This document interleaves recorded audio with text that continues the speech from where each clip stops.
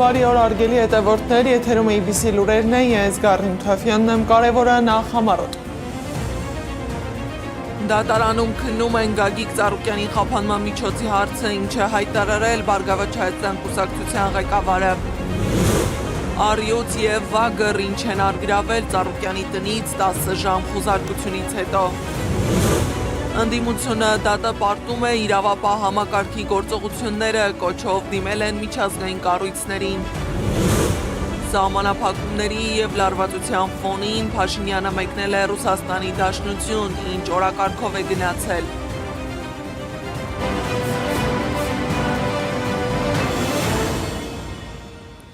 Դատարանը քննում է Գագիկ Ծառուկյանի խափանման միջոցի հարցը։ Դատավորը Գարիկ Աբելյանն է։ Արման Աբովյանը համոզված է, որ իրավական դաշտում գտնվող ամբողջ գործընթացն իջեցվել է շատ ցածր մակարդակի։ Նրա կարծիքով ըստ էության երկրում ընթանում է ապա լեգիտիմացման պրոցես։ Ոնց ես կարող եմ հիմա լուրջ մեկնաբանել ակնհայտ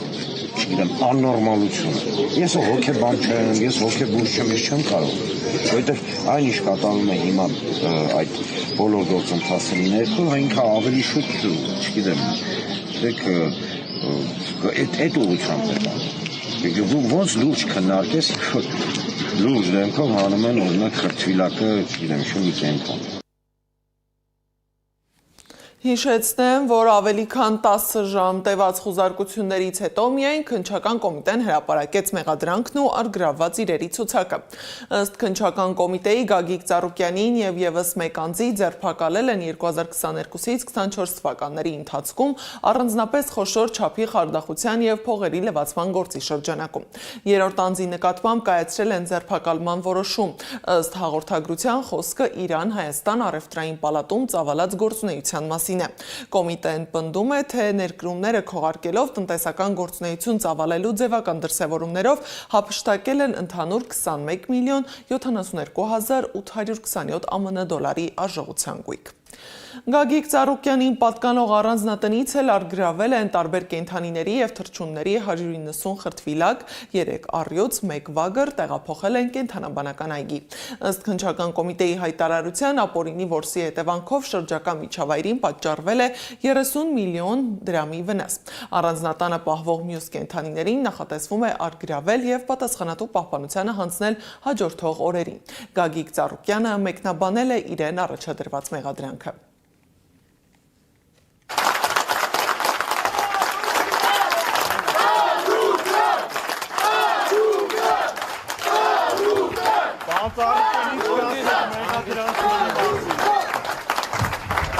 Մեղադրանքը լրիվ սարկած, սուտ, փուջիկ, որցին պաչկալ հակառակը հոլամանապարտ, որը թուղթը գրելա, որը և դեսպանները ներկա և նախկինը, որը կան, որ բոլոր սարկած փուջիկը, որից է մի բան չկա։ 100% դա ասենք թե ապացուցվում։ Դա մեն ինչ պարսկալ է։ Մեր հետ ենք պատասխանը։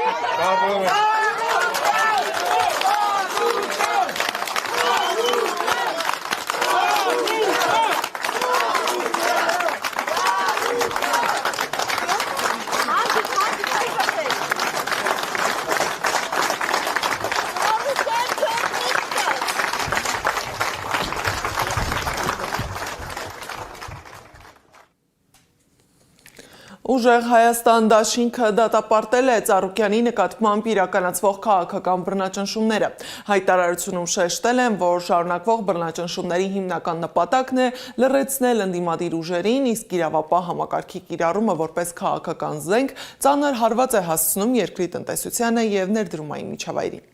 Հայաստան դաշինքն էլ հայտարարել է, որ այսպիսի գործողություններով իշխանությունը փորձում է քողարկել լեգիտիմության ճգնաժամը և հակապետական նպատակների իրագործման ճանապարհին վերացնել հնարավոր դիմադրության բոլոր օջախները։ Դաշինքը հրավիրել է միջազգային բոլոր դերակատարների ուշադրությունը Հայաստանում հետընտրական զարգացումներին և կոչ արել հստակ գնահատականներով կանխել Հայաստանում ավտորիտար ռեժիմի ամրապնդումը։ Ավետիք Չալաբյանն էլ կոչ է արել ընդդիմադիր ուժերին չընդունել գործող իշխանության լեգիտիմությունը։ Հայաքվե ազգային քաղաքացիական միավորման համակարգողը ուղերձ է հղել քրեակատարողական հիմնարկից։ Ի տարբերություն նախորդ տարիների, նույնիսկ զավթելով ազգային ժողովն այս վարչախումբն այլևս չունի ժողովրդի աջակցությունը եւ իր յուրաքանչյուր հաջորդ հակահայկական եւ հակապետական քայլ բախվելու է աճող դիմադրության։ Մենք դա կտեսնենք արդեն մոտակա ամիսներին։ Մինչ այդ պետք է դասեր քաղենք տեղի ունեցածից եւ ամրացնենք մեր շարքերը հաջորդ իսկ հնարավորությունից հաղթանակած դուրս գալու համար։ Բագրատ Սրբազանը դատական հայց է ներկայացրել Նիկոլ Փաշինյանի դեմ, պահանջելով հերքել ընտրակաշառքի վերաբերյալ հնչեցրած հայտարարությունները, որոնք ըստ հայցի զրպարտչական են։ Հետքը գրել է, որ Սրբազանը պահանջում է նաև 49.7 դրամ խորհրդանշական փոխհատուցում։ Հայցադիմումը դատարան է ներկայացվել 2026 թվականի հուլիսի 6-ին եւ մակագրվել դատավոր Մարինա Թաշչյանին։ Հակակոռուպցիոն կոմիտեն էլ հայտարարել է, որ Բժսվի անվան պետական համալսարանի պաշտոնատարն անձն իր ծառայողական լիազորությունները օգտագործելով հովանավորչություն կատարելու համար ստացել է կաշառք։ Ամբիոնի վարիչին մեղադրանք է առաջադրվել կաշառք ստանալու համար, իսկ նրան կաշառք տված 3 դասախոսներին կաշառք տալու համար։ Ամբիոնի վարիչի նկատմամբ որպես խափանման միջոցներ են կիրառել բացակայելու արգելքը եւ պաշտոնավարման կասեցումը։ Հակակոռուպցիոն դատարանը մասնակի բավարարել է գլխավոր դատախազության ապօրինի ծագում ունեցող գույքի բռնագանձման հայցն ընդդեմ երրորդ նախագահ Սերժ Սարգսյանին եւ նրան փոխկապակցված անձանց։ Դատախազությունը հայտարարել է, թե ինչ են բռնագանձում։ Դատական ակնօրինական ուժի մեջ մտնելուց հետո Հօգուտ Հայաստանի Հանրապետությանը ենթակա է բռնագանձման։ Երևան քաղաքի կենտրոն վարչական շրջանի Տերյան փողոցում գտնվող բնակարանի 38%-ը։ Երևան քաղաքի կենտրոն վարչական շրջանի Տերյան փողոցում գտնվող 1 ավտոկայանատեղին ամբողջությամբ։ Երևան քաղաքի կենտրոն վարչական շրջանի Տերյան փողոցում գտնվող 1 ավտոկայանատեղիի 38%-ը։ Բանկում ներդրված ընդհանուր 202 միլիոն 998 հազար դրամ ավանդները, այդ ավանդներից կուտակված ընդհանուր 74 միլիոն 716 հազար դրամ տոկոսագումարները, նաև մինչև վճռի փաստացի կատարման օրը ավանդների եւ ավանդներից կուտակված տոկոսների նկատմամբ հաշվարկված տոկոսագումարները 352 միլիոն 438 հազար դրամ։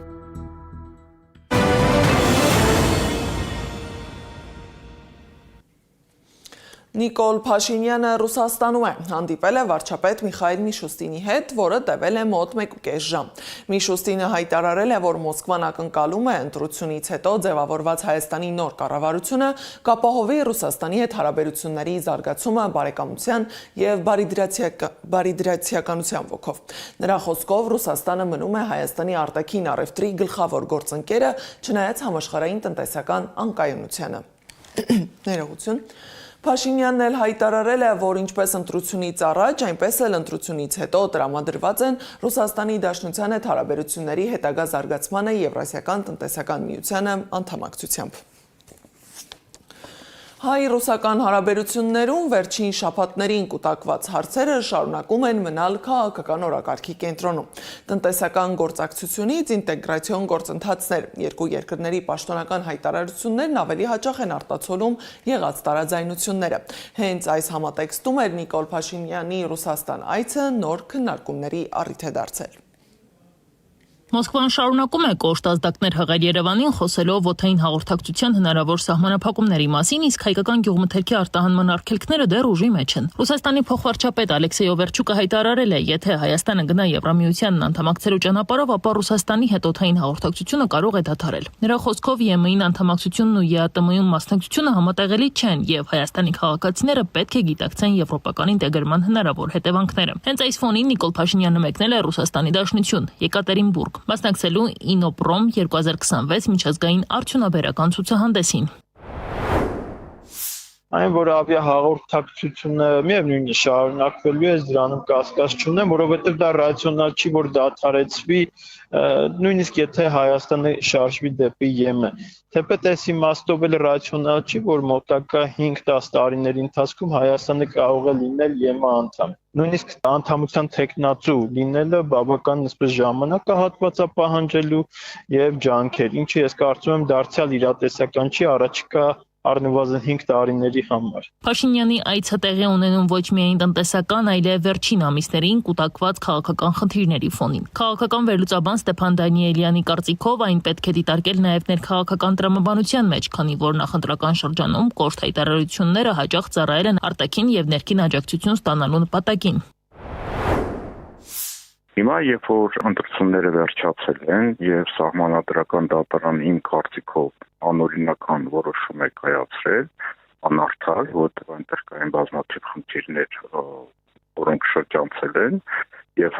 դա էլ սպասվում էր, հիմա ինքը փորձում է Ռուսաստանի հետ ինչ-որ հարաբերություններ կարգավորել առաջերտին տնտեսական դաշտում։ Միևնույն ժամանակ փորձագետների գնահատմամբ Ռուսաստանի կողմից հնչող հայտարարություններն ու տնտեսական սահմանափակումների վերաբերյալ ազդակները դիտարկվում են ազդեցության գործիքներ Հարավային Կովկասում դիրքերի պահպանման համատեքստում։ Ձևավորվել է այնպիսի կոնֆիգուրացիա, երբ Ռուսաստանի Դաշնությունը կարծեք թե դուրս է մղվում Հարավային Կովկասից եւ Հարավային Կովկասի ամբողջ, այսպես թե լոգիստիկ, թե ընդհանուր տնտեսական փոխկապակցվածությունը առանց Ռուսաստանի, ինչը Ռուսաստանի համար եւ խնդիր է եւ մարտահրավեր է։ Ստեփան Դանիելյանի գնահատմամբ իշխանության կողմից շրջանառվող ԵՄ ինտեգրման նորակարգը գործնական բովանդակություն չուներ եւ ավելի շատ քաղաքական հայտարարությունների մակարդակում էր։ Բոլորս հասկանում ենք, որ Եվրոմիության Հայաստան անդամությունը դա փուչիկ է,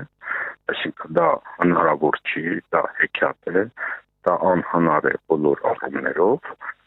սակայն դա ինքը ներկայացնում էր որպես աշխարհաքաղաքական ինչ-որ բան, ինչ-որ ցուցիչ, որ ինքը գնում է դեպի արևմուտք։ Քաղաքագետը նաև ուշադրություն է հրավիրում այն հանգամանքի վրա, որ Փաշինյանի այցը համընկել է ԲՀԿ առաջնորդ Գագիկ Ծառուկյանին պատկանող բիզնեսներում ուժայինների իրականացրած գործողությունների հետ։ Հաշվի առնելով, որ Փաշինյանը հրապարակայնորեն Ծառուկյանին կապել էր ռուսական ազդեցության շրջանակների հետ, Դանիելյանի խոսքով ստեղծվում է տպավորություն, որ այս զարգացումները կարող են ունենալ նաև քաղաքական ենթատեքստ։ Իսկ Ռոսատոմն առաջարկում է Հայաստանում կառուցել մեծ կամ միջին հզորության ատոմակայան տասնամյակներ շարունակ երկրի էլեկտրաէներգիայի կարիքները բավարարելու համար։ Պետական կորպորացիայի գործադիր տնօրեն Ալեքսեյ Լիխաչովի խոսքով Հայաստանի էլեկտրաէներգիայի 30%-ը ներկայում արտադրվում է ատոմային էներգիայի միջոցով։ Ավելին, Լիխաչովը չի բացառել, որ առաջիկա տասնամյակներում Հայաստանի էլեկտրաէներգիայի դեֆիցիտը կարող է հասնել 1 գիգավատի։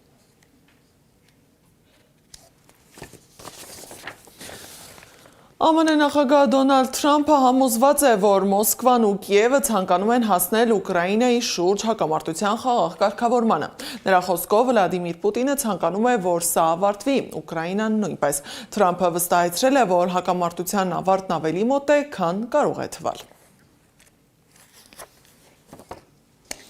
Էմանուել Մակրոնը Սիրիայում է, Դամասկոսի միջազգային օդանավակայանում նրան դիմավորել է Սիրիայի արտգործնախարարը։ Մակրոնը հայտարարել է, որ միասին բացում են խաղաղության եւ կայունության նոր էջ։ Ֆրանսիայի նախագահը վերահաստատել է իր աջակցությունը ինքնիշխան միասնական բազմակարծիք եւ իր հարևանների հետ խաղաղության մեջ ապրող Սիրիային։ Էմանուել Մակրոնը եւ Սիրիայի նախագահ Ահմեդ Ալ-Շարան այցելել են Դամասկոսի Օմայանների մզկիթ։ Հատկանշական է, որ ընթրիքի ժամանակ Մակրոնը չի հանել արևային ակնոցը եւ շատ ուշադիր լսել Ալ-Շարային։